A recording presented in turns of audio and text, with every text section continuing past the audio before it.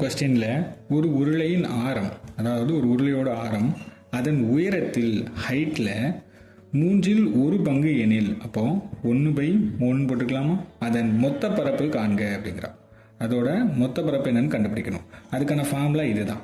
இதில் நம்ம என்ன பண்ண போகிறோம்னா, இந்த ஆருக்கு பதிலாக இந்த ஹச்சை சப்ஸ்டியூட் பண்ண போகிறோம். அப்போது 2 இன்ட்டு பை இன்ட்டு ஆருக்கு பதிலாக ஹச்சை போட்டால் என்ன வரும்? h/3ன்னு வருமா? இப்போ ப்ராக்கெட்டுக்குள்ளே h ப்ளஸ் இதுக்கும் போடணும், h/3ன்னு வரும். ஓகே, இப்போ என்ன பண்ண போகிறோம்? இதை குறுக்கு பெருக்கல் பெருக்குவோம். பெருக்குனா 2 இன்ட்டு பை இன்ட்டு h/3ன்னு வரும். இதை பெருக்கும்போது 3h ப்ளஸ் 4hன்னு மாறிடுமா? அப்போ 4h/3. இப்போ அடுத்த ஸ்டெப்பில் பார்த்தோம்னா இந்த 4 இந்த 2ஐயும் பெருக்கணும். அப்போ 8 பை h ஸ்கொயர்டாக மாறிடும். h ஸ்கொயர் டிவைடட் பை இந்த 2 3ஐயும் பெருக்கும்போது 9 ஆயிரும். அப்போ இதுதான் என்னது? மொத்த